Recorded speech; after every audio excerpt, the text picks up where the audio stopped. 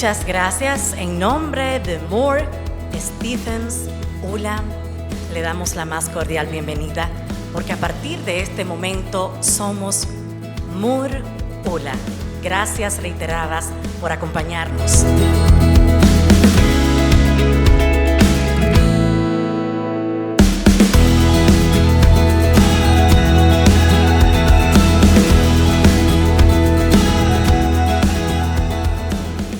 Agradecerle a Dios, que estamos aquí reunidos todos, a ustedes, que ustedes son la base de nosotros, la razón de nosotros estar aquí sentados son ustedes. Pero yo debo resaltar, no simplemente darle la gracia a estos tres caballeros, sino ¿cómo se llama eso? Ese privilegio que Dios me ha dado de tener a estas tres figuras aquí, que yo sé que, por ejemplo, mi hermano Ramón Ortega sabe el calibre de estas tres gentes, que yo soy el que voy más suave, porque yo soy el moderador y yo no acepto que ellos a mí me pregunten nada. Yo soy el que le voy a preguntar a ellos, pero la verdad que es un verdadero honor tenerlo a los tres aquí, porque no fallaron en ningún momento en tan pronto yo le pedí que me acompañaran en este evento y los tres no titubearon en decirme que no, ni en ponerme una excusa. Edgar, muchísimas gracias. Nelson, Roberto. Yo quiero comenzar hablando con Edgar, cuando hablamos del tema de transparencia. ¿Qué significa transparencia? Porque aquí estamos hablando mucho del tema transparencia, entonces tenemos que verlo desde diferentes virtudes. Bueno, la transparencia desde el punto de vista legal, ¿qué es transparencia? ¿Qué me lleva a ese término de transparencia? ¿Qué busca el fisco con el tema de transparencia? ¿Por qué tengo que tomar en cuenta ese tema de la transparencia? Y sabemos todos que estamos hablando del tema fruto de la ley 155/17, ley de lavado. Quiero que Edgar también, si es posible, nos esboce ese time que hay desde el año 2017, cuando se aprueba la ley 155/17, a lo que hoy tenemos una simple promesa de una ley de transparencia patrimonial, que ya a mí me da vergüenza decir que sí, que estamos en eso, que va a salir, que esto, porque yo participé en la Comisión de Finanzas de Hacienda del Senado y tenemos ya un tiempo grandísimo en eso. Edgar fue el primer asesor fiscal que trabajó el primer anteproyecto a solicitud del Poder Ejecutivo. Perdóname, Edgar, que lo menciono, pero esa fue la realidad. Ese anteproyecto se ha modificado muchísimas veces, pero Edgar fue el propulsor de eso, fruto, porque tuvo una visión, fruto de la ley de lavado y en concordancia con dicha ley. Edgar, ¿qué tú nos puedes comentar sobre eso? Bueno, primero, muchas gracias, Pedro, no solamente por la amistad que nos une, sino por el honor de permitirme compartir con tanta gente conocida, que tenía incluso años que no veía, y qué bueno poder compartir. Bueno, ¿qué te puedo decir? Quizá podíamos empezar por la idea de que todos tenemos que pagar impuestos. Yo creo que no solamente es un mandato constitucional, sino también es un mandato para convivir dentro de una sociedad. Porque ¿cómo podría existir un gobierno sin recursos para poder distribuirlo en las carreteras, en los hospitales, en la educación, en un sinnúmero de cosas que la convivencia en público o en comunidad nos obliga a tener que pagar impuestos? El punto es hasta dónde debe pagar un impuesto. Y principalmente si todos debemos pagar o hay una parte que no debe pagar y otra sí. Lo que vivimos en otro país generalmente es que muchos pagamos y otros muchos no pagan impuestos, ya sea por amiguismo político, por facilidades de contrato, por leyes de incentivo fiscal que se renuevan y tienen 40 y 50 años renovándose, y eso hace que mucha gente se desaliente en el pago de sus impuestos. Y naturalmente cuando uno se siente desalentado, uno trata de evadir los impuestos en la medida que sea necesario.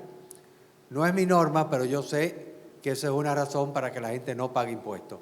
¿Por qué yo tengo que pagar impuestos cuando hay otros que no pagan? porque yo tengo que pagar mucho y otros tener que pagar poco. Entonces eso ha hecho que a través de toda nuestra historia, incluso constitucional, porque los impuestos vienen desde nuestra independencia como nación, eso ha hecho que mucha gente tenga bienes que no declara. Yo me gané 100, pero nada más digo que me gané 10. Y de esos 10 compro bienes, tengo dinero en el exterior, me mantengo a un nivel de total no transparencia con el fisco. Otra razón es, para uno tener bienes ocultos, que el fisco a veces es abusador. A veces uno quiere declarar la realidad de las cosas y el fisco no lo cree. El fisco entiende que todo el mundo es evasor y eso no es verdad. Aquí hay gente que de verdad paga sus impuestos. Viene entonces la ley de lavado de activos, que por primera vez, bueno, se modifica la ley de lavado de activos, ya tiene más de una década, pero hace 2 años se modificó una nueva ley de lavado de activos que por primera vez incluyó la defraudación tributaria como delito de lavado de activos. Es decir, que el 99% del país va a tener que caer como lavado de activos. Y eso vamos a tener que construir 300, 400 cárceles en el país entero para poder albergar a todos, porque todos somos evasores, por lo que he dicho. Entonces, ¿qué sucede? A raíz de esta ley de lavado de activos, lo que procede es una ley que permita que la gente se sincerice con el fisco. Que le diga al fisco, mira, yo sea que evadí o sea que no evadí, pero no declaré todo, pero por X razones, que no tengo que dar explicaciones, puedo que me permitan actualizar mis bienes, actualizar mi situación fiscal. Deme un tratamiento especial para que yo pueda sincerizarme. Esa sincerización le conviene al Estado porque todo el mundo estaríamos sujetos a impuestos, no habrían bienes ocultos, pero también me conviene a mí porque yo no voy a ser ya una persona sujeta a un procedimiento penal bastante grave como es el procedimiento de la ley de lavado de activos que ahorita van a explicar ellos. Es por esto que surge esta nueva ley que quizás en un ratico podríamos explicar en qué consiste este proyecto de amnistía, entre comillas, porque no es una amnistía fiscal, sino una sincerización patrimonial. Y yo me quedo pensando, bueno, ¿qué es transparencia? Yo tomarle miedo al riesgo de que tenemos una ley 155-17 y que yo sé que no pagué los impuestos o que tengo cierto inventario de bienes, lo cual ahora quiero declarar, que también eso tenemos que analizar otro tema de si declaro qué pasa con lo otro. Me refiero a la producción de ingresos de esos bienes que yo he declarado, que por eso no es amnistía. Si le caigo encima al pensamiento de lo que es esa transparencia desde el punto de vista que me están llevando a ella por esa ley, yo le pregunto a Nelson, como aquí tenemos la mayoría de nuestros escuchas son empresarios, ¿qué tú tienes que decir al respecto, ya desde el punto de vista contable? Una cosa es la transparencia por el tema de ley de lavado de activos, otra cosa es transparencia del tema de registro. Tú fuiste el propulsor en el Instituto de Contadores cuando fuiste presidente de imponer aquí las NIF. En esa época era las NIC. La hemos ido avanzando. Nosotros somos contadores, por eso podemos hablar en ese mismo idioma, tú y yo. Ya vamos por NIF. Estamos en un proceso, hace rato que pasamos el proceso de adaptación. Se supone que las empresas aplican o NIF PYME o NIF Full. En el país, cuando uno piensa, bueno, ¿pero quiénes aplican NIF Full? ¿Cuáles son las empresas? La gente a veces piensa que son empresas grandes. No. Las empresas familiares, aquí todas las empresas grandes son familiares, al fin y al cabo. Entonces, ¿qué es NIF PYME? ¿Qué es NIF Full? Pero sobre todo de cara a la transparencia, porque a veces uno consigue clientes que me dicen, no, pero yo estoy transparente, yo todo lo tengo ahí, pero resulta que cuando el fisco va, que me fiscaliza, no necesariamente respeta ni le hace caso a las NIF y posiblemente yo, como empresario, no esté claro, ya sea por falta de una asesoría correcta o porque el proceso de adaptación no me interesa o es muy costoso. ¿Cómo tú empalmas ese tema de NIF, ese cumplimiento de transparencia con las normas contables respecto al tema impositivo? Pienso que, para entrar al tema contable, que la evasión de impuestos en una nación como la nuestra es un aspecto sociológico, no es un aspecto matemático, ni un aspecto tributario per se, es más sociológico. ¿En qué naciones pagan los contribuyentes sus impuestos? Donde perciben que el Estado transparenta y prioriza el gasto. En naciones como la nuestra, donde los contribuyentes perciben que el Estado no transparenta y no prioriza el gasto, es una invitación a la evasión.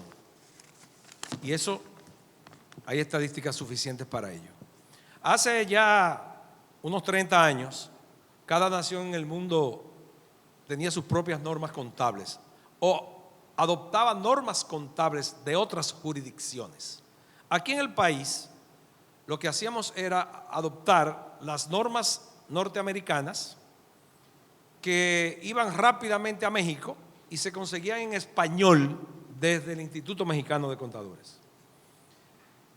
Pero luego se crea la Federación Internacional de Contadores, International Federation of Accounting, sus siglas en inglés IFAC. IFAC hoy es el órgano líder que regula la profesión contable a nivel global, y esas normas, que son las NIF para pymes, y es que no son para pymes, son para empresas que no cotizan en bolsa, que no usan fondos de terceros como los bancos, o que no tienen que rendir cuentas a terceros, como las fiducias, por ejemplo.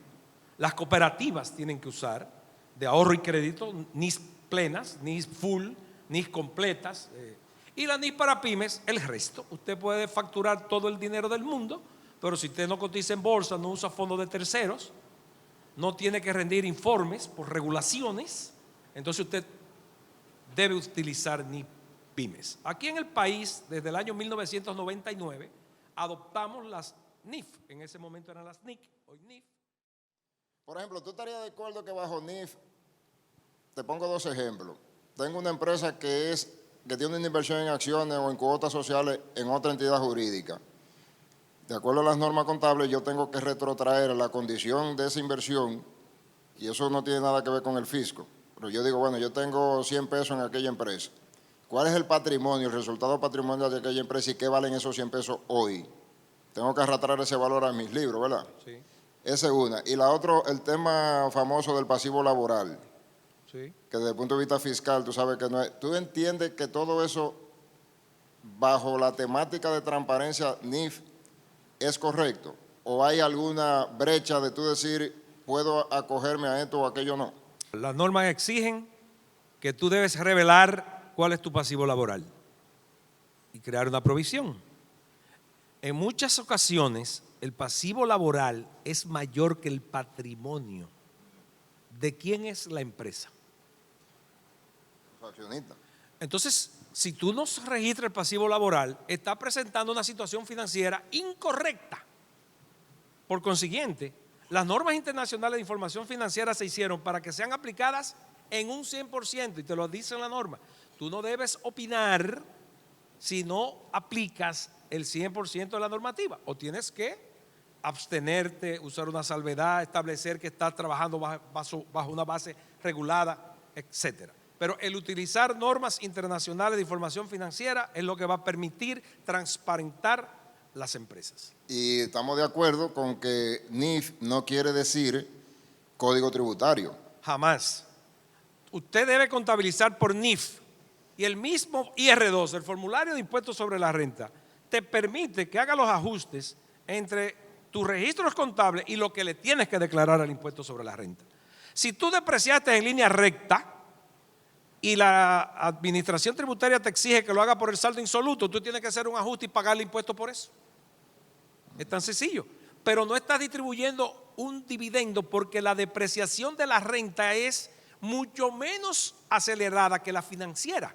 Un vehículo de motor en 75 años no está depreciado por la ley del impuesto sobre la renta, por el Código Tributario de la República Dominicana. Siempre tiene un valor residual.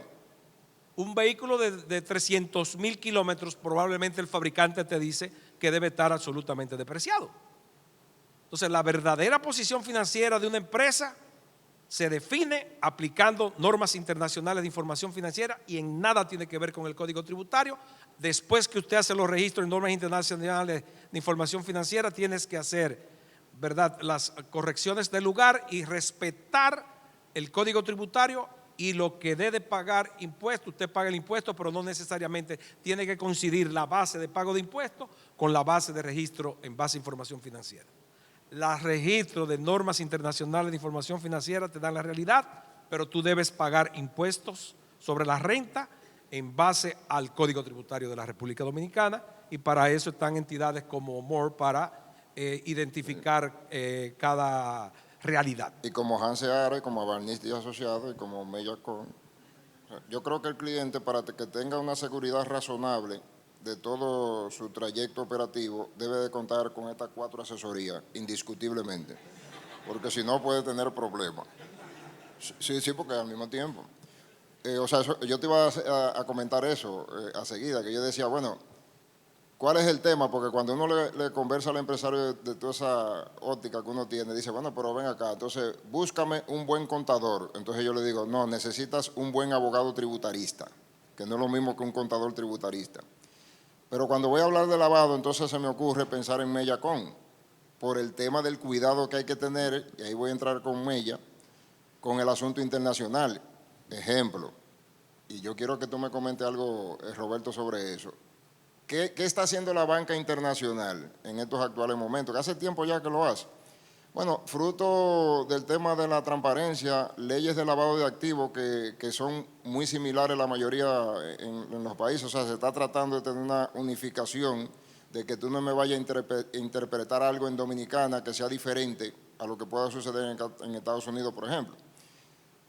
Tenemos ya leyes unificadas, pero ¿qué resulta? Los bancos extranjeros que saben, porque no son tampoco ignorantes de esa situación, se están cubriendo con el tema de la transparencia, primero con el asunto del beneficiario final, conoce a tu cliente. Roberto es un experto en ese tipo de cosas, además asesorado a la mayoría de los bancos nacionales en ese sentido. Cuando un banco internacional me dice, tú tienes aquí una inversión a través de tal vehículo societario o de manera personal. A ellos les encanta de manera personal porque tengo que averiguar menos. Pero vamos a poner el ejemplo de que fuera con un vehículo societario.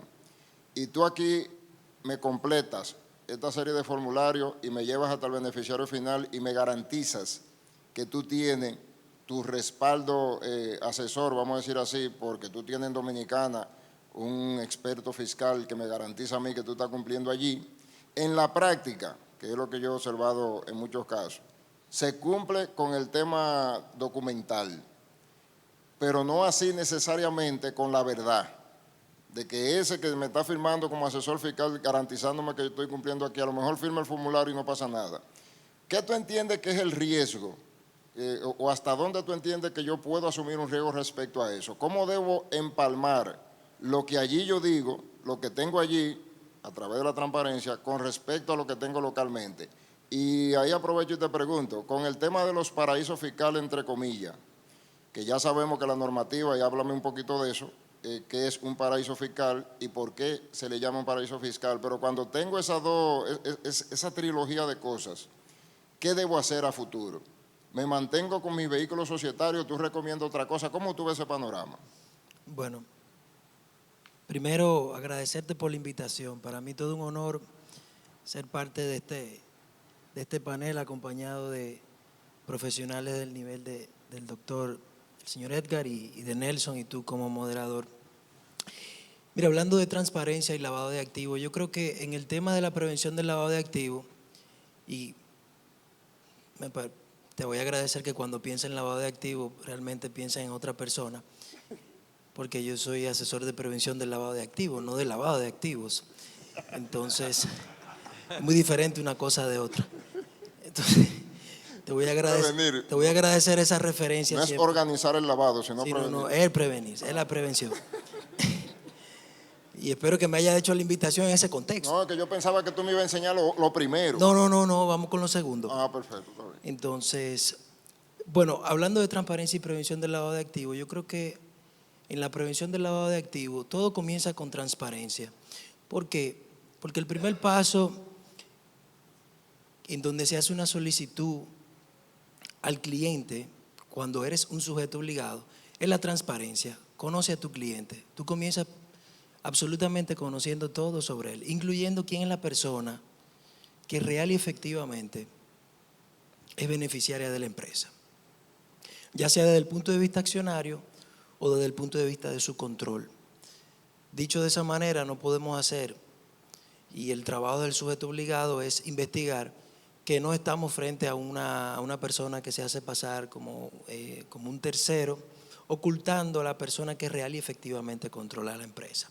Claramente esto tiene una limitación porque yo no estoy obligado a lo imposible, pero se hace un conocimiento de esa persona que dice ser el socio, dueño de la empresa, o de la persona que efectivamente se determina que la controla, independientemente de que tenga mayoría de acciones o no. Desde el punto de vista de la ley de prevención de lavado de activos, 20% es la referencia. Entonces, claramente en el contexto del conocer al cliente, eso es el trabajo complicado cuando se trata de una persona jurídica. ¿Qué ha pasado? Que ha comenzado una tendencia donde anteriormente hacíamos entramados complicados societarios, donde una empresa, otra empresa era la dueña y sobre esa base se va bajando en muchas capas. ¿Qué ha ocurrido con eso? Que en la medida en que estas leyes de prevención del lavado de activos han enfatizado sobre esa transparencia del beneficiario final, los propios abogados se han visto en la obligación de simplificar esas estructuras, porque desmontarlas, porque de hecho algunos bancos te dicen, mira, yo bajo 3 niveles en la capa societaria, por debajo de 3 niveles yo simplemente, no digo que sean todos, pero muchas veces para simplificar el proceso operativo de conocer al beneficiario final, yo no evalúo más de unas capas específicas dentro de la estructura. Entonces, eso claramente ha conllevado a que montar eso sin ningún sentido, porque a veces esas estructuras tienen una razón de ser. Hay riesgos que se pueden estar mitigando cuando tú haces esas estructuras complejas. Pero cuando no hay ningún tipo de sentido, pues entonces lo que se ha hecho es una simplificación, ¿no? Pero hoy, por ejemplo, ya contando con esta ley de lavado y todo este tipo de cosas, ¿cómo me ve la banca internacional y la banca local con esas estructuras hoy? No, como un cliente de alto riesgo. Inmediatamente, precisamente por eso es que algunas estructuras se han ido simplificando, porque ya te ven como alguien que trata de ocultar algo. ¿Qué es? No lo sabemos y por eso hay que profundizar. Se hace la llamada debida diligencia ampliada, se profundiza más sobre los socios, etcétera, etcétera. Ese es el trabajo llamado a hacer desde el punto de vista del sujeto obligado, que claramente no hablamos de todas las empresas que puedan estar aquí presentes, pero ellos sí son clientes de muchos sujetos obligados. De seguro tienen inversión en el mercado de valores, de seguro son clientes de un banco, seguro en algún momento entran en proyectos fiduciarios, seguro compran flotilla de vehículos, construyen, etcétera, y ahí siempre se le va a ir haciendo esas preguntas. Entonces, siguiendo con la transparencia y la prevención del lavado de activos, conoce tu cliente, conoce el beneficiario final, procedencia de los fondos. El verdadero causante de esa ley de transparencia es la pregunta de la procedencia de los fondos. Pero no basta que yo te diga, oh, vine con este dinero, ese dinero es mío, ya ahí está la procedencia. Sí, pero demuéstrelo. Sí, entonces, ahí es donde viene. ¿Pero cómo te lo demuestro? Entonces, ahí es donde viene la pregunta. Tengo mucho, pero no tengo cómo demostrarlo. Eso se está convirtiendo en un problema. ¿Okay? Entonces, por eso ahora… Pero escúchame, ya que tú mencionas el problema, cuando se inició el tema de la ley de lavado, y te lo digo porque yo te he seguido mucho, te he perseguido en todos los entrenamientos, ese tipo de cosas, y hubo un momento donde prácticamente se le tomó miedo al asunto del efectivo, o sea, el manejar efectivo. 20 años atrás, a lo mejor yo era un señor muy orondo porque me apareció un banco a depositar $1 millón de pesos en efectivo porque vendí, qué sé yo, 200 vacas o cualquier cosa de esa y ahí traje mi efectivo y me respetaba mucho. Hoy ya se le tiene un temor, un miedo, porque me vibran raro. O sea, me aparezco en un banco con $1 millón de pesos en efectivo, me reciben el depósito, me hacen un reporte, pero me ven como extraño. ¿Tú entiendes que real y efectivamente se ha frenado el uso del efectivo o tú entiendes que hoy por hoy pueden haber las dos cosas o se ha incrementado? ¿Cuál es tu apreciación? Mira, yo creo que al principio hubo una sobrereacción porque de hecho el artículo 64 de la ley establecía en su principio una limitación de uso de efectivo para ciertas operaciones, y eso en el sector inmobiliario fue una locura. Esa sobrereacción causó ciertas paralizaciones de operaciones. A mí siempre me gustó, creo que causaba unos efectos, pero no vamos a abrir ese debate en este panel, pero esa sobrereacción causó precisamente, el efectivo y todo el mundo. Realmente no.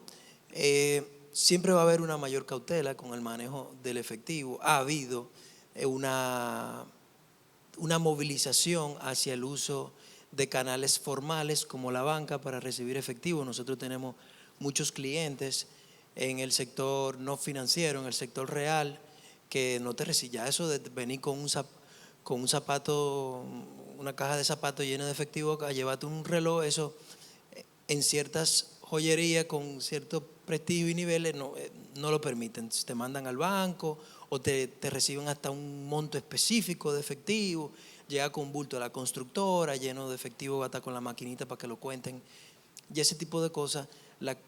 En el contexto de la implementación de esta ley de prevención del lavado de activos, ellos entendían que había un riesgo involucrado y que no lo querían dentro de la institución, que no solamente era de lavado, era de seguridad, costo de manejo de efectivo, todos esos elementos nunca lo habían pensado, y ahora comenzaron a ponerse sobre la mesa y entendieron, mira, realmente no tiene sentido yo manejar estos volúmenes exorbitantes de efectivo. Además que realmente, ¿quién se parece con $500,000 en una funda, con una maquinita, para que lo cuente en una mesa, para comprar un penthouse? Entonces, son los tipos de preguntas que anteriormente no se hacían y hoy en día se han comenzado a hacer. Esta ley ha conllevado a ciertas movilizaciones de saber quién es la persona con la que estoy trabajando, de dónde viene ese dinero, y todo eso termina en una realización de negocios éticos, que anteriormente simplemente no nos importaba. Hoy en día ya ha habido una mayor concientización de ese tipo de movimientos. No sé si se volvió famoso en las redes una joven que iba a comprar un vehículo de $60,000 y lo iba a pagar al contado, y le hacía una consulta mediante el medio de consulta de la DGI, y le decía, yo estoy haciendo una operación, pero me están preguntando de dónde viene el dinero, y yo le digo que me lo regaló mi novio, pero ella me está preguntando de quién es mi novio y yo no se lo puedo decir. ¿Qué hago? ¿Hago la operación? ¿No hago la operación? Bueno, es el tipo de preguntas que antes no surgían y que hoy en día lo podemos ver en las plataformas. Pero esa persona hizo esa consulta en la plataforma. Desde la DGI, bueno, se volvió famoso en las redes. Tiene que haberse ido del país, ¿no? Entonces, mira que muchos temas de prevención del lavado de activos te llevan a la transparencia, conocer al cliente, conocer la procedencia de los fondos. Pero ¿qué pasa? Si haces operaciones por encima de $15,000 en efectivo, también hay transparencia, porque hay un reporte que va hacia la autoridad competente. Si haces una operación que consideran sospechoso, también hay una información que fluye hacia la autoridad competente. Ahora, esa información no es utilizada desde el punto de vista fiscal, que es algo que tenemos que entender.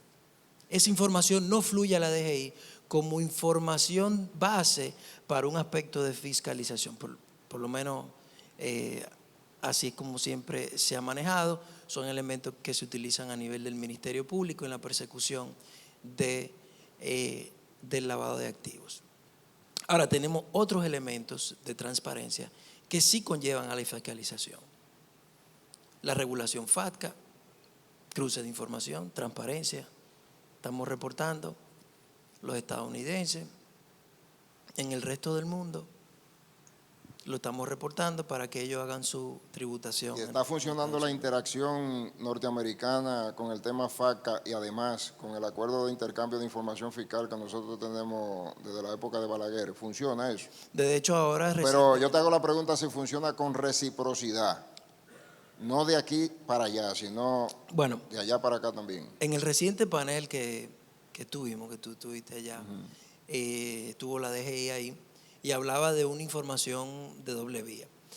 Claro que recientemente cuando se comienza a compartir ese tipo de información, y se supone que era una información de doble vía. ¿Es una información cuando se da un caso específico o simplemente si yo tengo cuenta corriente en Estados Unidos? De los mismos elementos que se dan en República Dominicana para yo reportar a un estadounidense son los que de allá serán reportados acá. Ahora bien, Estados Unidos se aprovecha más de esa información que nosotros. ¿Por qué? Porque ellos realmente sí tienen una tributación internacional. Nosotros tenemos elementos de ingresos que tributan universalmente, como los intereses. Sí, la ganancia financiera. Por ejemplo. Okay. Pero ellos lo tienen todos.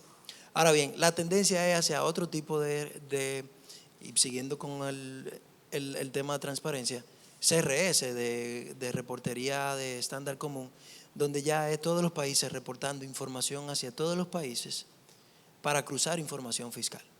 ¿Okay? Y si todo eso no es suficiente, ya hay una tendencia de utilizar las redes sociales. De hecho, Francia ya tiene un equipo, una tendencia de equipo, viendo las redes sociales para determinar indicios de que usted tiene patrimonios. Sí, pero tú sabes que hay mucha gente que se paran al lado de un yate ajeno o de un carro ajeno, Bueno, que le hace fotos. Yo tengo un colega, que no sé si está por aquí, que en estos días le dije, ¿cuál de los tres es tuyo? Bueno, sí, pero mira, hubo un caso ya yo estoy que cuando me voy a hacer una foto miro para todos lados. Para todos lados, sí. Mira, en Colombia hubo un caso muy interesante del director de la DIAN, que es como el equivalente de la administración tributaria en Colombia, donde la hija salía tirándose fotos dentro de un vehículo lujoso y todo ese tema.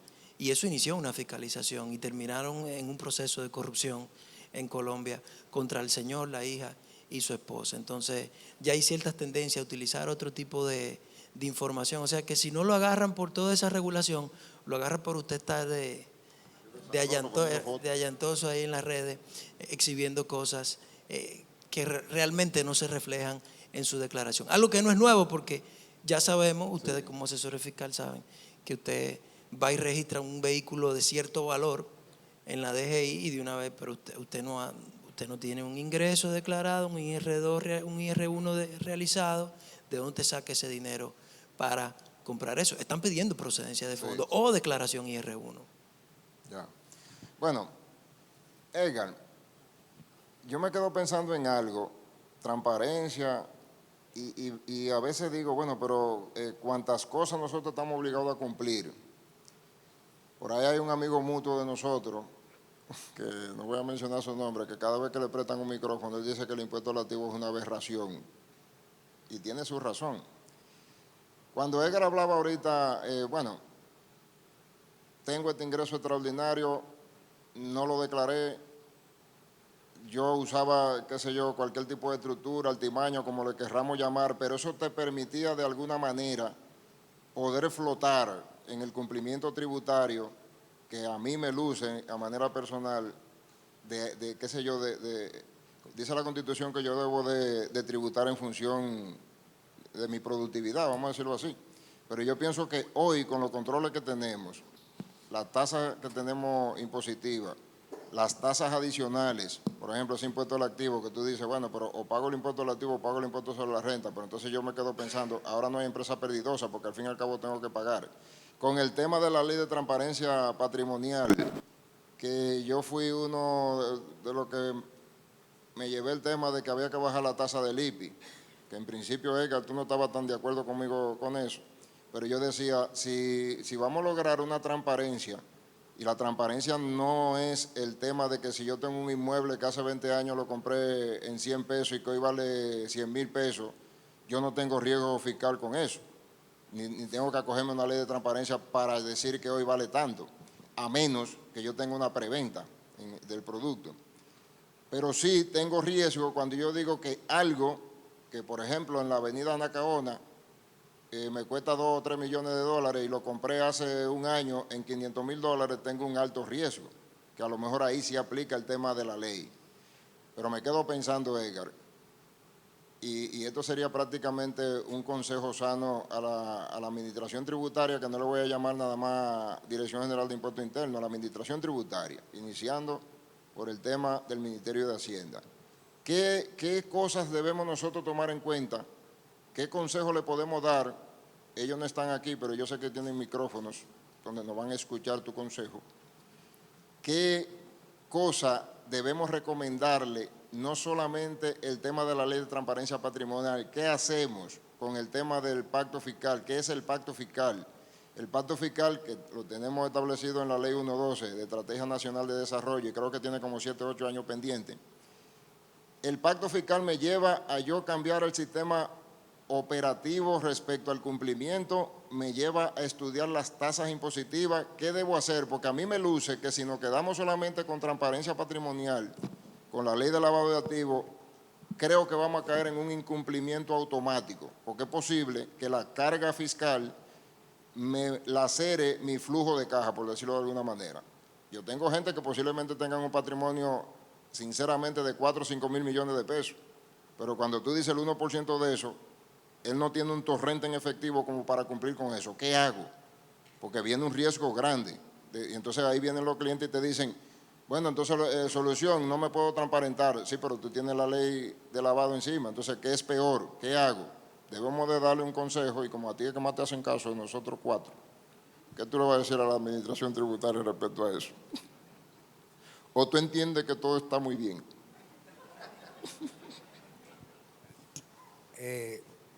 Yo no quiero caer en gancho, porque si algo tengo yo es que a veces tengo la boquita un poquito, tú sabes, tú que me conoces, pero uno tiene que ser honesto en su planteamiento y tiene que ser responsable. Yo entiendo, aquí hay un problema fiscal enorme y es un problema número uno de política tributaria. Le decía hace un rato que nosotros no podemos ver cómo muchos pagan impuestos y otros no pagan nada. Entonces, eso no es justo y eso lleva naturalmente a una gran evasión, porque cuando yo veo, y no quiero meterme hondo en esto, que la gente de Odebrecht no pagan, no solamente es un delito penal, es que nadie le está exigiendo que paguen los impuestos que se robaron. Y los políticos son mucho más millonarios que empresarios que tienen años y décadas y centenarios de años trabajando. Y nadie le exige que paguen un centavo de impuestos. Sí.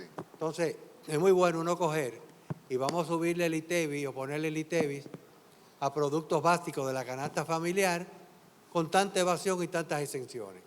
Entonces, hay un problema de justicia tributaria que no se está aplicando. Y hablando de justicia tributaria, entonces, cuando yo tomo la Constitución de la República y me dice, usted tiene obligación de tributar, no recuerdo bien el léxico, pero hasta donde usted tiene su capacidad de aportar, vamos a decirlo así. Eso es un elemento en la cual la administración tributaria, que se supone debe de cumplir con la Constitución, aunque el Código Tributario me diga que yo tengo que pagar un 25% de impuestos, eso...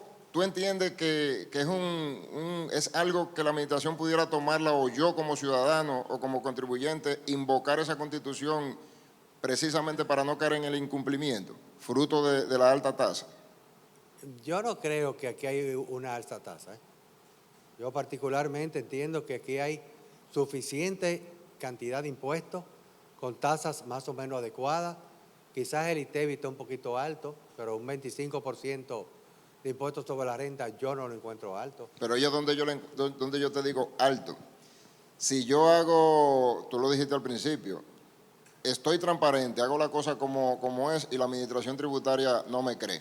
Mientras más me transparento, si yo voy y digo que me gané 100, ella entiende que a lo mejor si yo estoy diciendo que son 100, debieron ser 150. Cuando ya me hacen una estimación y me aplican la tasa a 150, que es un número irreal y que yo tengo un costo para poderme defender a través de los recursos, eso es un costo de igual operativo. ¿Qué pasa ahí? Porque las tasas fueran buenas, como tú bien dices, pero siempre que se respetara esa sincerización o que crean en lo que yo estoy declarando. Es que el problema no está en la ley en sí. La ley per se no está mal. Lo que está mal es la aplicación de la ley. Primero, como te decía, la política tributaria tiene que ser mejorada. O sea, no es justo que muchos estemos pagando y otros no paguen nada. Pero aparte de eso, hay un problema de conciencia ciudadana, donde pagar impuestos es un pecado, a nadie le gusta pagar impuestos, Vamos a estar claros en eso. Por eso se llama impuesto, porque se lo imponen a uno. Pero también la gente de la administración tributaria tiene que entender, óyeme, que si aquí hay evasores, no todos somos evasores, que aquí pagamos y que también el contribuyente tiene derechos. ¿Cuál es el problema que hay? El problema que hay es la lucha del huevo contra la piedra. El Estado es el Estado. Entonces, cuando uno quiere reclamar porque le están cobrando más de la cuenta, le suspenden los comprobantes fiscales, en contra de la ley, le embargan los bienes. O sea, yo he tenido casos abusivos de una manera enormemente abusiva de lo que se está haciendo con los embargos. La DGI, más que nadie, está embargando por la simple presunción de que yo creo que tú me debes. O sea, pero espera que el caso se conozca en los tribunales. No, mientras tanto yo te embargo las cuentas bancarias, no solamente la cuenta bancaria, todas las cuentas en duple en todos los bancos. Te embargo los bienes inmuebles para que no pueda venderlos. Le notifico oposiciones de pago a tu cliente para que no te paguen un share de lo que te deben a tus suplidores, a nadie. O sea, o tú me pagas o tú quiebras. Entonces, ¿a qué se arriesga el funcionario público, en este caso de la Administración Tributaria, cuando aplica eso y luego yo demuestro que no es así? ¿Cuáles son sus A riesgos? nada. A nada. A nada, por una sencilla razón. Recientemente el Tribunal Constitucional dijo que la Administración Tributaria puede hacer esos embargos sin necesidad de una autorización judicial, porque la ley lo dice. Yo entendía que esto era inconstitucional, pero el tribunal dijo que no. ¿Qué pasa? La DGI se ampara de eso, hace los embargos. Para tú levantar ese embargo tiene que durar 4 o 5 meses en el Tribunal Superior Administrativo. ¿Y qué empresa aguanta 4 o 5 meses sin tener dinero para pagar la electricidad a sus empleados, el material? No aguanta. Entonces, tiene que buscar prestado, depositarle X cantidad de dinero a la DGI para que le permitan poder trabajar. Entonces, ahí hay un problema serio, que tiene que ser corregido. Volviendo al tema de la transparencia, óyeme, tenemos que transparentarnos, porque el problema es que ya un banco no te va a abrir una cuenta bancaria si tú no estás claro. Si tú no le llevas tu declaración de impuestos, no se la vas a llevar, no te van a abrir cuenta bancaria, al contrario. Más del 50% de las cuentas bancarias existentes hoy van a tener que ser cerradas por los bancos.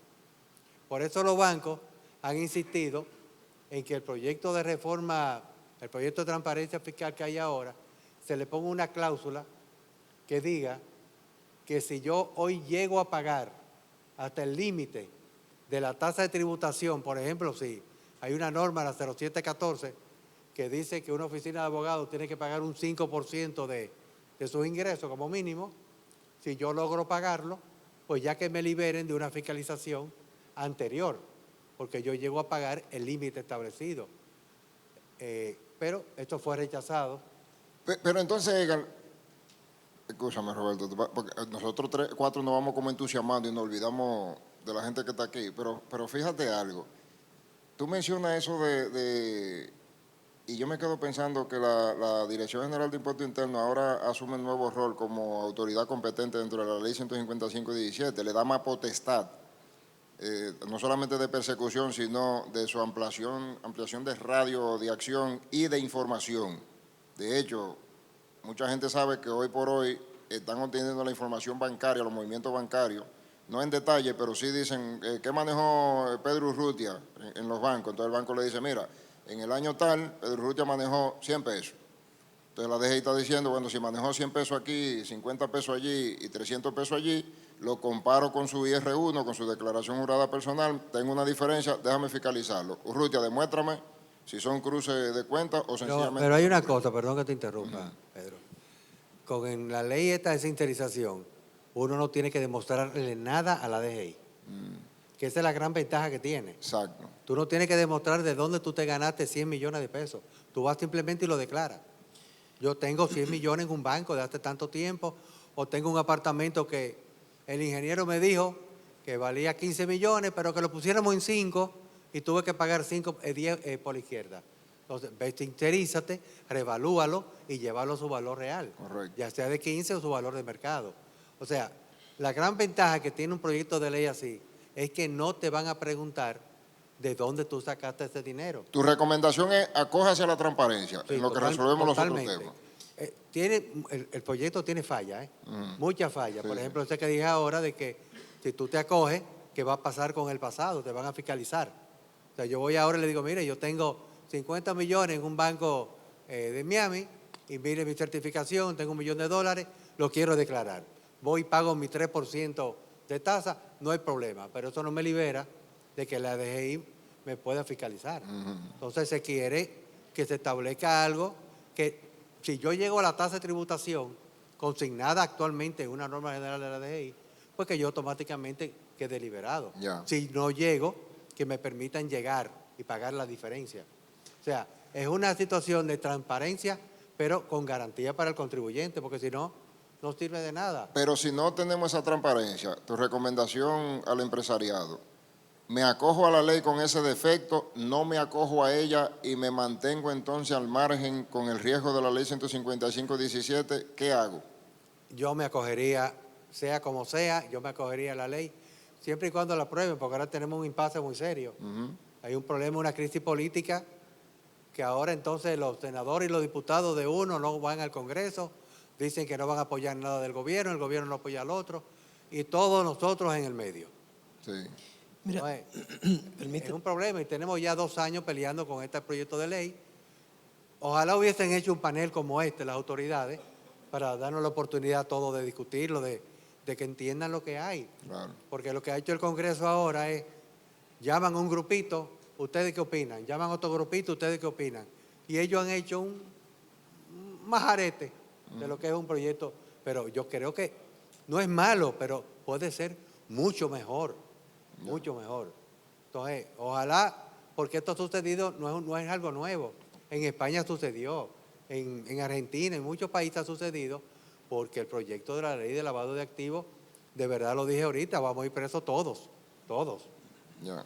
Que me diga alguien de aquí quien no tiene un activo que no haya declarado. Todos tenemos algún activo que no ha sido declarado. Sí. Por algún motivo, porque lo heredamos, o porque nos ganamos unos cuartos y nada más declaramos la mitad. O por X motivo, porque como te dije ahorita, le pagamos al ingeniero que nos vendió el apartamento, solamente 5, pero le dimos 20. No, y hay gente hoy que están descubriendo que Cuando tienen yo no cuenta. vaya a vender el apartamento, le digo al que va a comprarlo en 20, oye, dame lo mismo porque si no yo no voy a pagar esa ganancia de capital. Entonces, esa es la importancia de uno actualizarse. Con las revisiones que está haciendo DGI hoy, con el tema bancario, hay gente que está descubriendo que tiene dinero en los bancos todavía. Porque yo he acompañado a gente a discutir que me dice, ese dinero no es mío. Digo, ¿cómo? Que no es suyo. Esos 50 millones. Prefieren huirle a la propiedad del dinero que a la consecuencia de la DGI. Roberto, yo quería precisar algo a los comentarios que se generaron. Mira, lo primero, lo que le dio el acceso a esa información a la DGI no fue la ley 155, sino la nueva ley del mercado de valores. Pero tú entiendes que el secreto bancario fue liberado, se mantiene. ¿Cuál es tu criterio? No, precisamente. La ley monetaria y financiera ponía un intermediador, que era la superintendencia de banco, para las solicitudes de esas informaciones. La ley del mercado de valores, no la 155, sino la nueva ley del mercado de valores es la que aprovecha y modifica ese aspecto y de alguna manera le da el acceso a la DGI de manera directa a esa información. Porque de hecho, si usted busca la ley 18302, que es el Código Monetario y Financiero, siempre hubo acceso a esa información, solo que con una intermediación. Ahora bien, hablar de caer presos todos, realmente el Código Tributario, desde su inicio, tuvo un aspecto penal vinculado al delito tributario, a la defraudación y los otros elementos que se dan dentro del delito. ¿Qué es lo que está tipificado como delito precedente? Más no la falta. O sea que habría que ver dentro de sus pecados qué es una falta y qué es un delito. Porque para que sea lavado tiene que ser primero delito tributario y segundo, ese delito tributario, su valor impositivo tiene que superar los 700 salarios mínimos. Si no llega a los 700 salarios mínimos, no se convierte en lavado de activos tampoco. O la reincidencia, que ya ahí el umbral se cae. Eso lo establece el reglamento de la ley 155-17. Debió estar en la propia ley, pero como conviene, no hay problema ahí que esté en el reglamento. Pero vamos a caer en ese punto ahí y pon tú que sobrepaso los 700 salarios mínimos y se me convierte en ese riesgo de lavado, pero pagué mis impuestos. Porque la DGI me determinó tal cosa. ¿Estoy salvo o sigo teniendo un problema de lavado? Primero se tiene que dar, yo entiendo, ahí yo voy a dejar a Edgar que opine más, que sabe de esos aspectos penales, pero yo entiendo que primero se tiene que dar el delito. Se tiene que dar la defraudación. Sí, pero si se da el delito, yo hago la pregunta al revés. ¿La DGI prefiere, o qué sé yo, los entes gubernamentales que tengan que ver con la determinación de lavado, procesarme por lavado de activos fruto de que pasé los umbrales, o no tiene el derecho o obligación de cobrarme los impuestos, o me cobra los impuestos y yo sigo con el problema de lavado? Sí, realmente lo primero es que el secreto bancario ha sido modificado. No, existe todavía, no ha sido eliminado. El secreto bancario existe. Lo que pasa es que ahora se le dio un acceso directo a la administración tributaria que antes tenía que hacerlo a través de la superintendencia de bancos. Pero tiene que hacerlo caso por caso, uno por uno. No es lo mismo que le digan, mire, denme un CD y una memoria con todos los depósitos bancarios e inversiones que ustedes tengan aquí, a lo cual sí se eliminaría el secreto bancario, que es lo que existe en muchos países de Estados Unidos y Europa, donde se eliminó. Ventajas y desventajas, bueno, la administración tributaria tiene todos los datos con un cruce de información directo. La desventaja es, con el perdón, es que vamos a ir presos todos otra vez, yo insisto en eso. Porque, óyeme, es que 700, mira qué pasa. Yo creo que tú vas a tener que ser asesor mío. Es verdad que existe y todavía existe la defraudación tributaria. Pero con la ley de lavado de activos, el castigo es muchísimo mayor. Muchísimo mayor. No es un simple delito tributario que te sometían. Que yo no recuerdo a quién sometieron por primera vez desde el 1992. Ahora es que están sometiendo por defraudación por primera vez. Creo que Juan Hernández sometió 2 gentes, pero no era algo muy frecuente. Pero 700 salarios mínimos, que todavía no queda claro cuál de los salarios mínimos, porque hay 4. Correcto. ¿Verdad? Entonces, todavía no es una suma tan grande. O puede ser que el salario mínimo que me corresponda dependerá de la escala de mi propia empresa. No, yo no sé, porque no hay salario mínimo del sector público o de zona franca. O sea, tenemos muchos salarios y 700 salarios mínimos no es nada. Pero la ley de lavado de activos, las sanciones son mucho más fuertes. No es lo mismo que la defraudación tributaria, que no era lavado de activos. Ahora tenemos defraudación tributaria y tenemos en adición la ley de lavado de activos. ¿Retener un impuesto y no pagarlo es una evasión o es una defraudación? Eso es una defraudación. Entonces ahí yo tengo problemas porque el código habla de que si la retención sobrepasa, me parece que los 100,000 pesos, no recuerdo. Quiere decir que si yo a alguien le retengo 101,000 pesos y se me olvidó pagarlo, entonces yo he defraudado en vez de haber evadido. Vamos a ir juntos, preso. Porque el problema de eso es, no necesariamente toda evasión es una defraudación. Ya. Pero tú retener un impuesto y quedarte con él, eso es un robo. Se me olvidó. Tenemos que verlo claro, no se te olvidó, te quedaste con ellos. Porque yo entiendo que no es lo mismo, perdóname, no es lo mismo que tú no lo cobraste. Exacto. Ahí sí se te olvidó. Entonces ahí no hay defraudación. Bueno, yo no lo cobré igual que el ITEVI. Yo no lo cobré, no es lo mismo que tú cobrarlo y embolsillártelo. Exacto. Pero yo entiendo ahí quizá para ampliar. Se tiene que dar el elemento del dolo, ¿no? De la intención. Claro. En el caso, esos elementos tienen que revelarse de que realmente hubo una intención, hay una reincidencia, hay un tiempo. No es tan simple elevar un caso penal diciendo, se me olvidó, está preso. Yo entiendo, los penalistas aquí sabrán cómo se dan todos esos elementos para convertir eso en un caso penal, entiendo yo. ¿No? Entonces, de momento hay casos que se han vinculado al lavado de activos. Por ejemplo, ese tema de los comprobantes fiscales, la venta de los comprobantes fiscales, que eso pique y se extiende. Se han materializado varios casos vinculados a una defraudación tributaria que le han puesto el lavado de activos.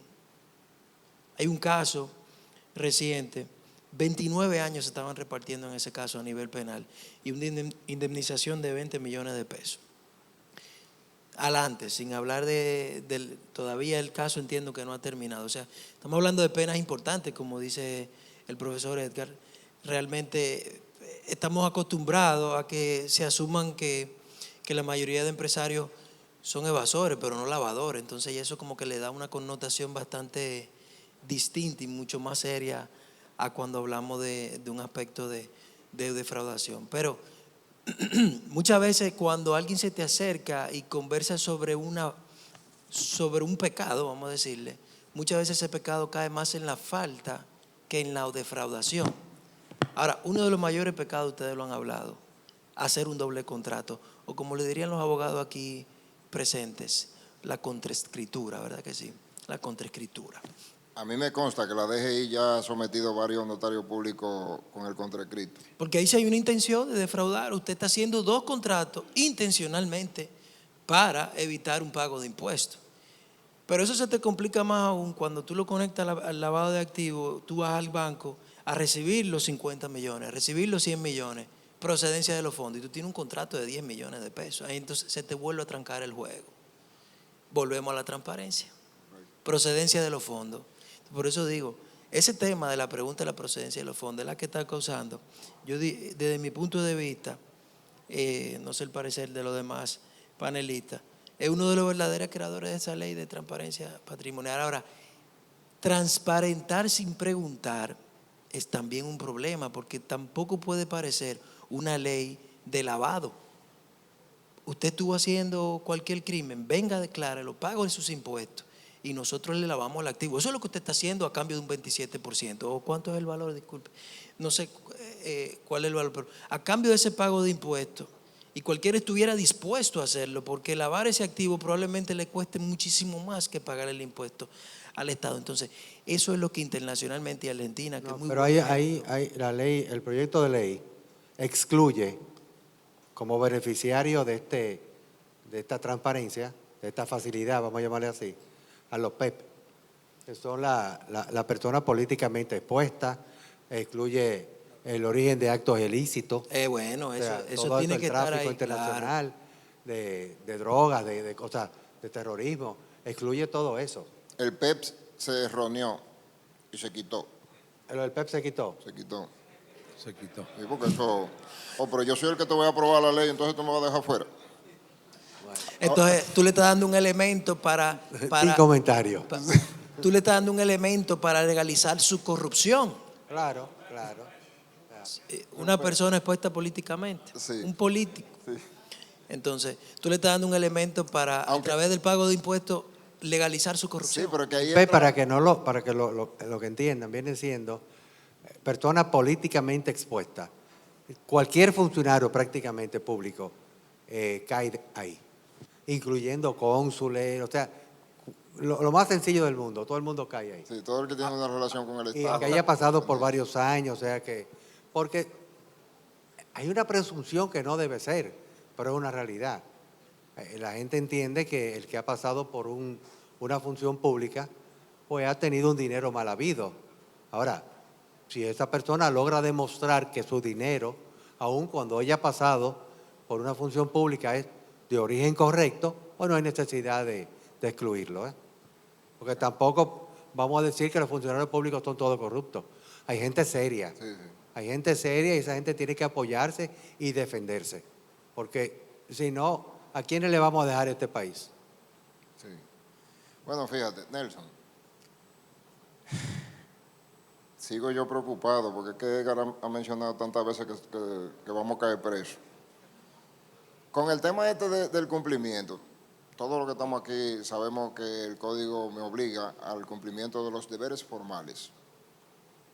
Yo quiero ahora que tú te la juegues y tú me digas que si el léxico en el código tributario de cumplir con los deberes formales y la forma en la cual me exigen que cumpla con ello, ¿tú entiendes que es correcto? No me refiero al léxico de la ley, sino a la práctica. ¿Es fácil cumplir con eso? ¿Cuáles riesgos tengo? ¿Qué recomendación también tú debes darle a la administración en ese sentido? ¿Mejor oído, qué sé yo? No, yo creo que los deberes formales en la ley están claros, pero que en su aplicación la administración tributaria en ocasiones sobreexcede su rol Ya. en perjuicio de los contribuyentes. Pero yo quisiera hacer una aportación puntual en este panel. No conozco una nación del mundo donde su gente viva bien y los contribuyentes no paguen sus impuestos. Tenemos que pagar los impuestos. Segundo, esa ley de regularización patrimonial que está circulando, que debe ser la versión 16, Sí. no me satisface porque deja la brecha que una vez una empresa se acoja a la misma, sea fiscalizada. Así no. El ego tenemos que controlarlo. El exceso de control que quiere tener la administración tributaria sobre los contribuyentes, yo creo que no es correcto para el bien de la sociedad dominicana. Y para la seguridad jurídica. La última amnistía fiscal, y es un 3% la tasa, que tú dirás un 3%, pero si vemos referencias anteriores, las tasas han sido alrededor del 2%. Y el efectivo en la última era 0.30. Ahora es el 3% de todo. Y tú me dirás, bueno, el 3%, pero la gente no tiene el dinero líquido, pudiera ser que lo tengas en una propiedad. Ahora, que tú en una empresa se inserís el inventario y que luego te fiscalicen, entonces tú vas a caer preso. Que yo creo que los empresarios no han cumplido con su rol de defender gallardamente la ley de transparencia y regularización patrimonial, y se lo han dejado a los políticos y no han ejercido la acción que deben ejercer como los principales perjudicados de la misma si se aplica como está. Se ha tomado una posición cómoda y el que cayó otorga. Entonces ahorita sale la ley de regularización, vas a pagar un 3%, tú vas a poder regularizar patrimonio. En la persona física hay menos riesgo porque la persona física transparenta su patrimonio y paga un 3%, pero y la empresa regulariza tu patrimonio, una partida del patrimonio, y puede ser fiscalizada. Entonces tú puedes seguir bajo el impacto de la ley de lavado de activos y pagar plata y pagar con cárcel. Incluso en un panel que yo moderé, donde está el director de aduana y el director de impuestos internos, pregunté si se iba a ser tolerante ante la entrada de shock de la ley de lavado, porque es otro tema. Esa ley entró de shock. Fue una imposición del GAFI, eso lo sabemos. Si no se aprobaba, los préstamos iban a ser congelados. ¿Por qué no se ha cumplido con la ley, con el pacto fiscal? Porque la ley 11-01-12, que debió estar aprobado el pacto en el 15, porque dice que son 3 años después, y estamos en el 19, es decir, que se ha violado la ley. En ese aspecto tiene 3 patas fundamentales. Una, la modificación del Código Tributario, que no es un gran problema. 2, transparencia y prioridad. Sí, hay que transparentar el gasto y priorizarlo. Y entonces aquí hay una serie de salarios que todos conocemos de gente que no trabaja, que debieran empezar a recortarlo. Y el kilómetro de carretera más caro del mundo se ha construido aquí en ocasiones. El puente. Entonces ese tema de priorizar el gasto no ha sido de interés. Y lo otro es que contempla una ley de transparencia fiscal, que es que le exige al Estado ser transparente con el uso de los fondos y le pone un tope al endeudamiento con relación al Producto Interno Bruto. Y no nos interesa priorizar ni transparentar, ni nos interesa controlar el tema del endeudamiento. Entonces, lo que yo recomiendo que haga el sector empresarial que está aquí presente, que vaya a los organismos y sus asociaciones que le corresponden y chequear ese borrador de ley, porque cuando se apruebe y se acojan, van a seguir abiertas las puertas para ser juzgados por la ley de lavado. Ese es el punto. Yo creo que si hay algo que quisiera que quedara en la mente del auditorio, es que el borrador que hay actualmente de la ley de lavado no llena las expectativas que los contribuyentes merecen, y que en toda jurisdicción donde viene una ley de lavado viene un perdón fiscal. Obviamente ahí tú no puedes incluir narcotráfico, trata humana, contrabando y ni los PEP, las personas políticamente expuestas que hasta 3 años después de haber ocupado su posición pueden ser perseguidos. Yo creo que no es justo que esté, pero la evasión per se, por el problema cultural de un Estado que no es transparente, que es corrupto, los contribuyentes no pagan los impuestos, ese es un pecado que debe ser perdonado. Ahora, a partir de ese perdón absoluto y que no te puedan fiscalizar ni a la empresa ni a ti, si tú evades, sí, es correcto y hay calidad moral para aplicar la ley y que te condenen monetariamente y con cárcel. Esa es mi posición firme con relación a este tema, que los empresarios deben moverse a actuar y no mantener esa actitud pasiva, porque les va a caer encima la realidad que impone la ley de la Sí, está bien, pero ya para recoger las ideas, porque mira, me están haciendo señas allí, me tienen loco esta otra gente, haciéndome señas. Yo me quiero aplaudir. Edgar me dice que me acoja a la ley, sea como sea. Tú me dices que el empresariado, vamos a preparar una pancarta ahora mismo aquí afuera para que hagamos una caminata por el malecón, porque algo vamos a tener que hacer, porque los senadores esta mañana precisamente me mandan un mensaje. Ya yo no creo en eso, ya la gente me pregunta y yo prefiero decir que yo no sé, pero me prometen que sí, que se han puesto de acuerdo y que la ley tiene que ser ley antes del 15 de diciembre. Me parece que no, porque el tiempo es muy corto. Pero sí, esta mañana ya hubo un acuerdo con el tema de los 90 millones de dólares para la zona colonial, o sea que comienza a fluir los acuerdos. Pero entonces me acojo a la ley, tú me dices, señores empresarios, vayan allí y aclaren su cosa, pero ¿en cuál tiempo? Los próximos 5 meses que nos esperan del año que viene son meses difíciles por el tema político. El panorama político, y no es el tema de nuestra incursión hoy aquí, lo veo muy difícil. Entonces, hay una intención real y efectivamente gubernamental, porque también hay otro tema que no podemos dejarlo de lado. Estábamos acostumbrados a tener como una especie, no de feria fiscal, pero de tranquilidad, cuando nos acercábamos a los torneos eleccionarios. Sin embargo, todos aquí sabemos que la administración tributaria, y yo lo veo bien, yo personalmente lo veo bien, continúa haciendo su trabajo de rigor. No me importa lo que esté pensando el Estado, no me importa quién es el candidato, no me importa si la oposición, pero sigo trabajando en función de eso. Entonces, sigo en eso, sigo sin la ley de transparencia patrimonial, sí tengo encima la ley 155-17, ¿qué hacer? Mira, tenemos que verlo de la siguiente manera.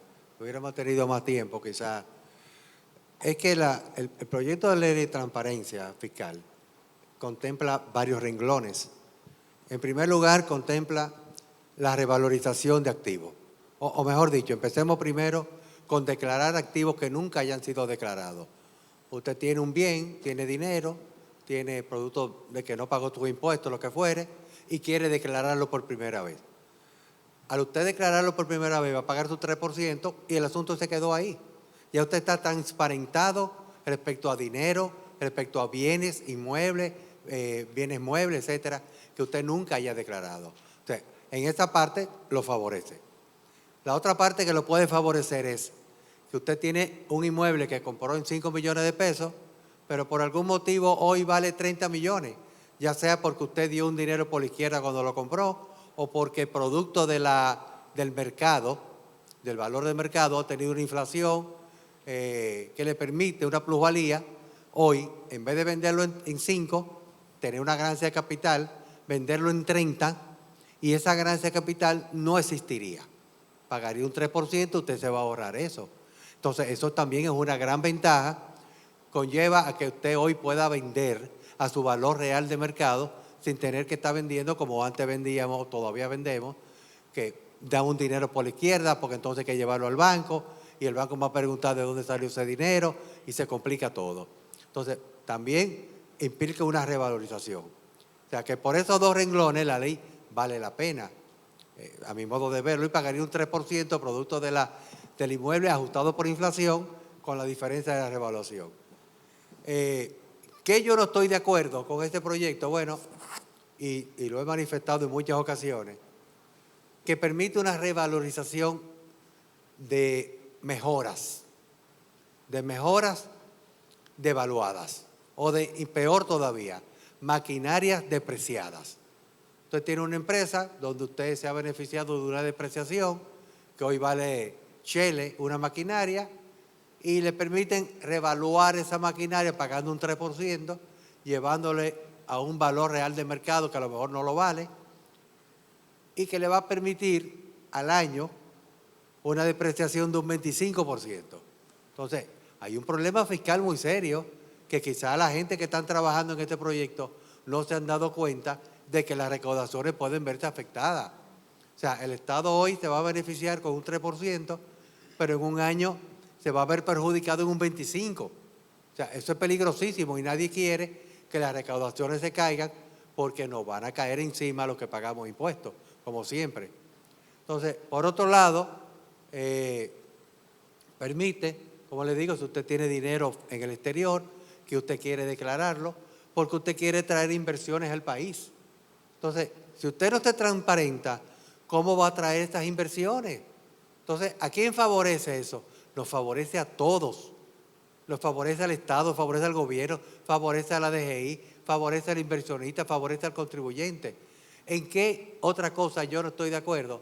Bueno, lo que acabamos de mencionar ahora, del hecho de que, ¿qué va a pasar mañana si te fiscalizan? O sea, tú te acogiste una amnistía porque declaraste un inventario, pero mañana pueden ir a decirte, sí, pero vamos a chequearte años anteriores.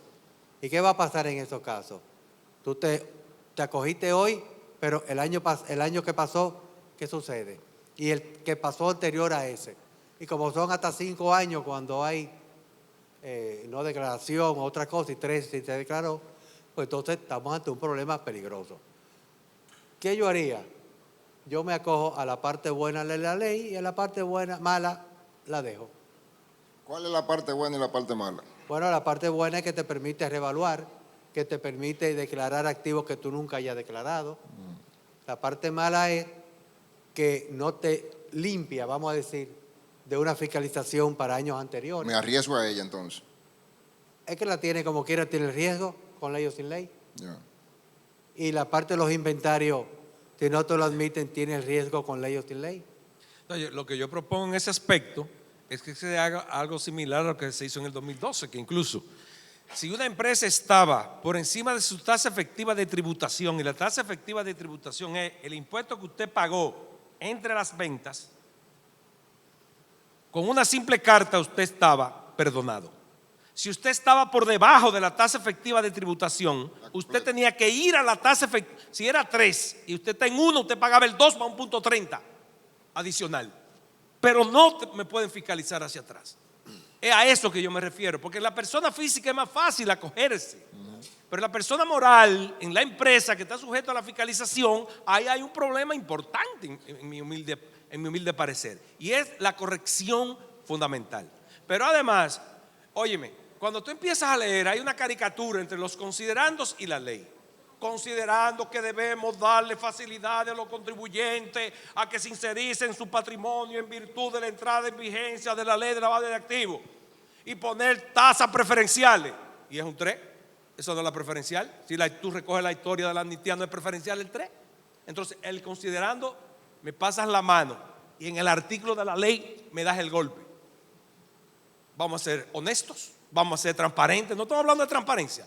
Por la transparencia tiene también que venir desde el Estado, desde la administración tributaria y los contribuyentes también, una vez nos acojamos a una ley justa, cumplir y pagar todos los impuestos que tenemos que pagar para tener una sociedad con un mejor nivel de vida, una mejor redistribución del ingreso y una sociedad más justa y más fraterna. Eso es lo que debemos buscar. Tú tienes toda la razón en cuanto a eso. Incluso se llegó a sugerir por escrito al Congreso. Por alguna razón alguien lo rechazó.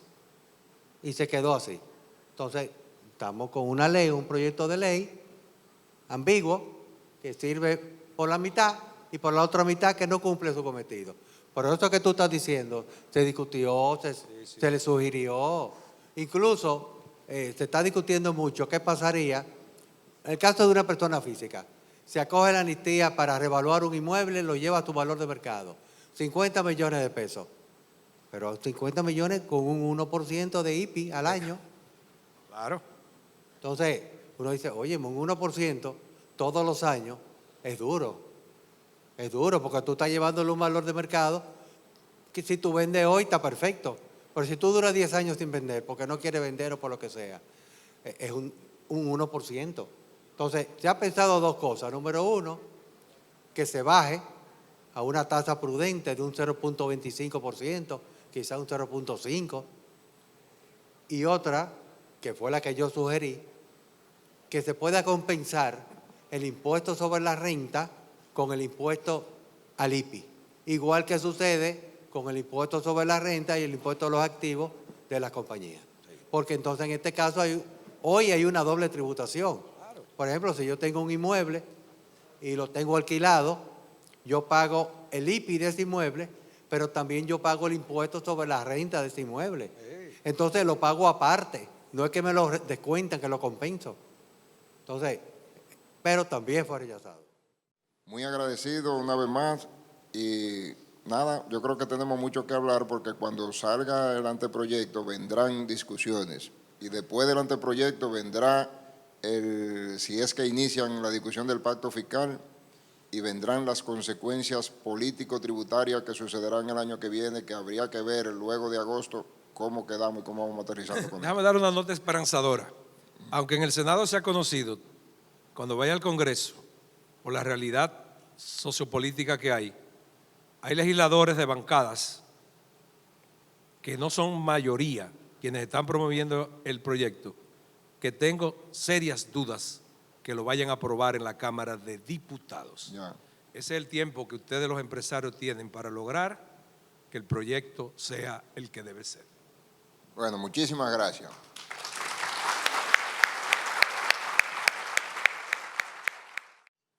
Estaremos reconociendo la fidelidad de aquellos clientes que han estado con nuestra firma desde hace ya 27 años y vamos a dejar la responsabilidad para este momento tan emotivo a don Pedro. Por favor, don Pedro.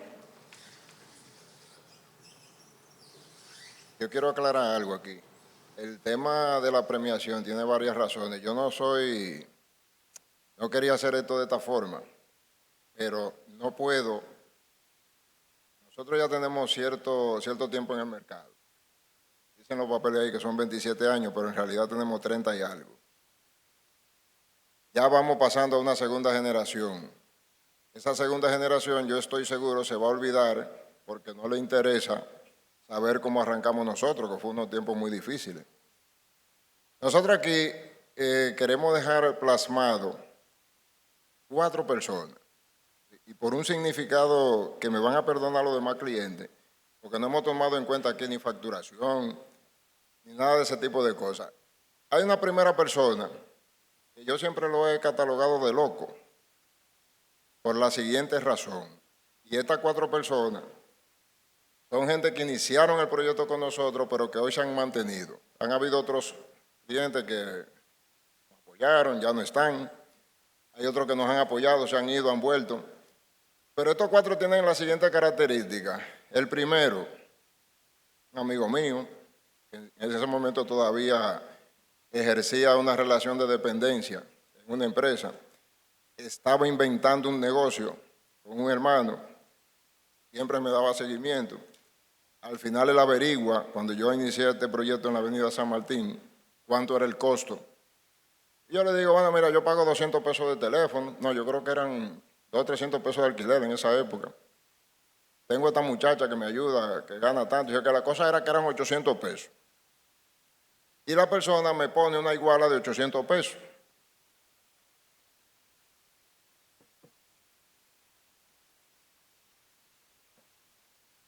¿Qué pasa? Eso tiene su historia muy jocosa, porque él no tenía el negocio, él estaba arrancando un negocio con un hermano. Me manda donde el hermano. Y el hermano me dice, pero es que yo no necesito asesor. Y yo digo, no, pero yo soy su asesor. ¿Y en qué usted me va a asesorar? No, bueno, yo hablé con el señor, voy a decir el nombre ahora, fulano de tal. Ah, pero él está loco porque él no es el dueño de este negocio. Vaya y dígale a él que le dé una iguala donde él trabaja. Y eso fue una discusión y la verdad era que yo llegaba allí y yo le decía a fulano, pero es que yo no sé qué yo voy a hacer. No, fájate a asesorar a fulano. En el camino se nos ocurrió un libro de venta, que eso ha sido una historia y ya la persona sabe quién es. Y al final tiene su historia, pero yo agradezco mucho a esa persona porque eso fue nuestra primera iguala. Yo quiero...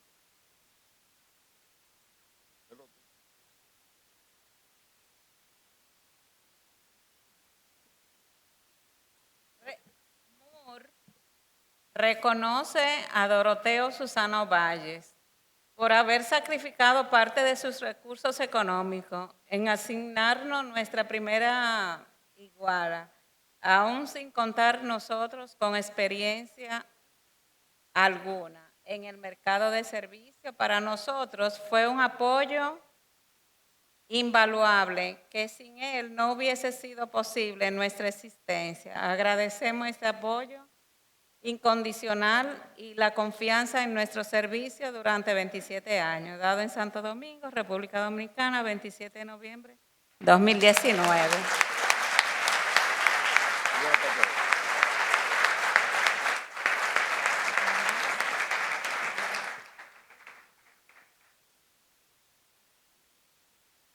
Él se viste de negro, pero es para que no se le vea la gordura.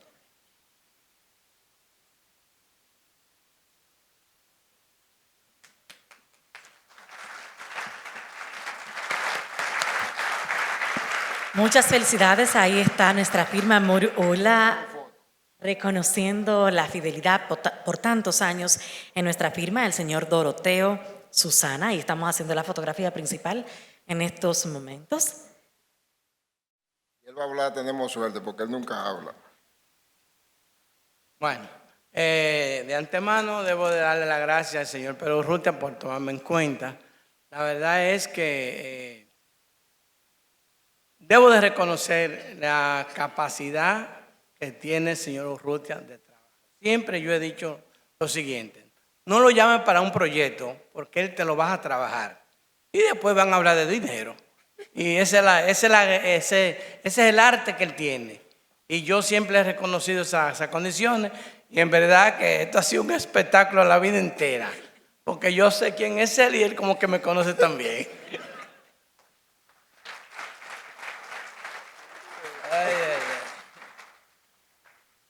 Y casualmente, nuestro segundo agradecimiento también es culpa de Doroteo Susana.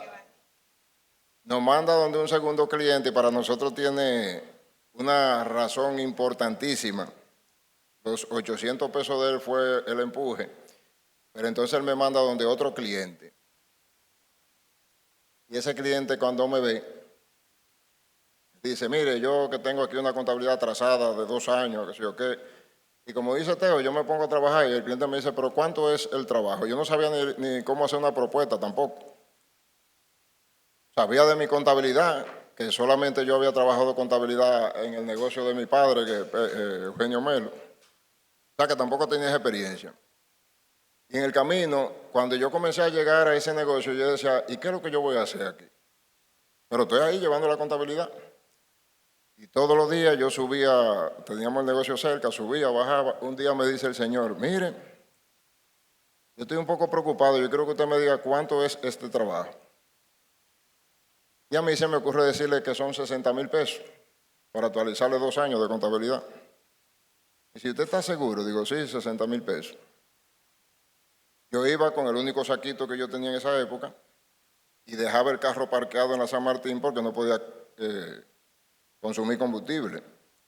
Entonces la persona se daba cuenta que yo cuando llegaba por la mañana duraba como un rato allá afuera, pero era secándome el sudor. Igual al regreso. Entonces, a los 2 o 3 días, el cliente me dice, mire, si usted quiere, yo le puedo dar un avance o algo. Digo, no, nosotros no trabajamos así, nosotros concluimos nuestro trabajo y cobramos al final. Y él viendo mi situación dice, oye, pero este hombre... Y al final concluye el trabajo, me paga los 60,000 pesos y me dice, yo tenía la esperanza de que, porque usted es un hombre necesitado. Digo, no, yo no tengo ninguna necesidad. Y al final se desarrolló el tema así, pero cuando concluyo el trabajo, la persona más o menos establecimos una buena relación. Otra iguala, pero fue nuestra primera iguala de 10,000 pesos. Ya 10,000 pesos era dinero en esa época. Don José Antonio Pereda de Besa. No vino por enfermo, pero está su hijo aquí.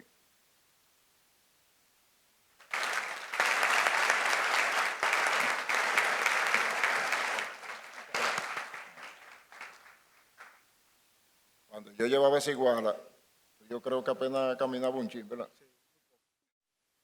Moore reconoce a José Antonio Pereda de Besa por su decisión firme de depositar en nosotros su confianza y habernos permitido desarrollarnos de manera conjunta e ininterrumpida en estos largos 27 años. Nos sentimos muy honrados por su lealtad en nuestro servicio. Dado en Santo Domingo, República Dominicana, 27 de noviembre del 2019.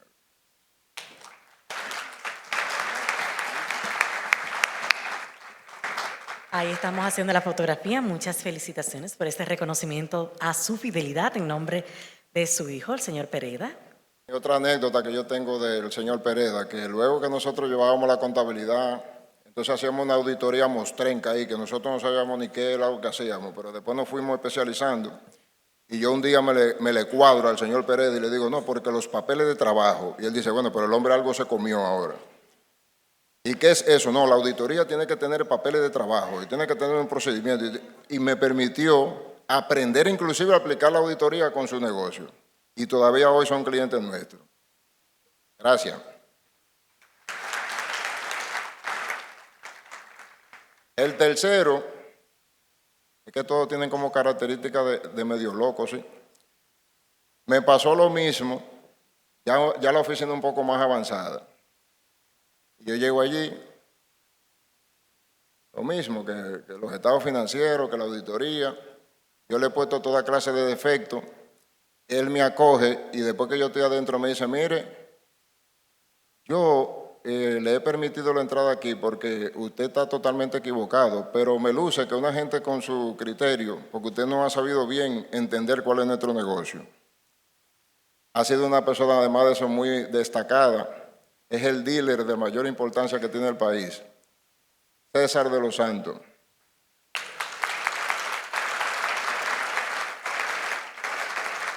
Se me fue. Ven a recibir tú la placa, ven.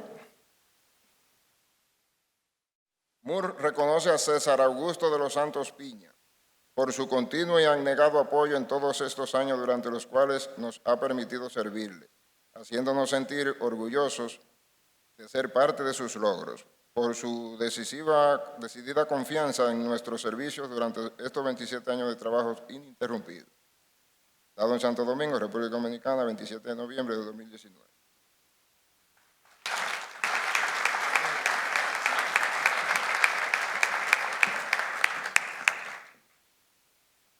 Ahí está el reconocimiento del señor César de los Santos en nombre de su representante, ya que el señor de los Santos lamentablemente no ha podido acompañarnos en estos momentos. Bueno, de manera accidentada, me ha correspondido porque Pedro y yo también somos grandes amigos. Yo sé que don César se va a sentir muy orgulloso y muy honrado con esta distinción. Muchas gracias.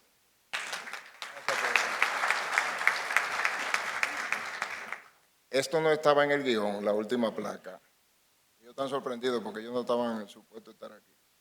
Digo, entregando esto. Esta placa yo no la voy a poder ni leer.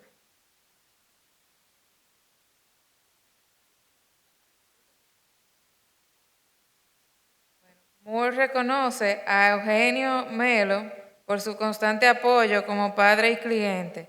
Ha sido un verdadero honor que nos permitiera servirle a través de nuestros servicios durante estos 27 años. ¿Dónde está Papa Melo?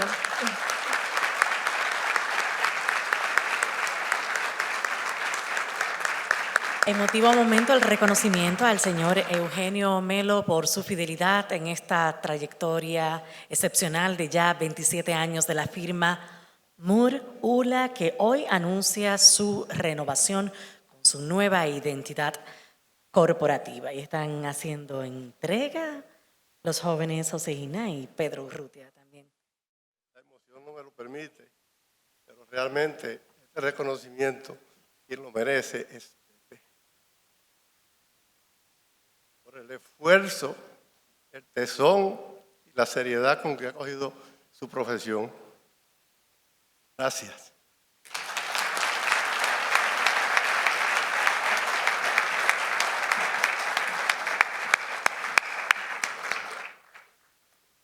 Muchas gracias, don Pedro. ¿Tiene unas palabras adicionales? No se me pongan guapos los otros clientes, que van a haber más años.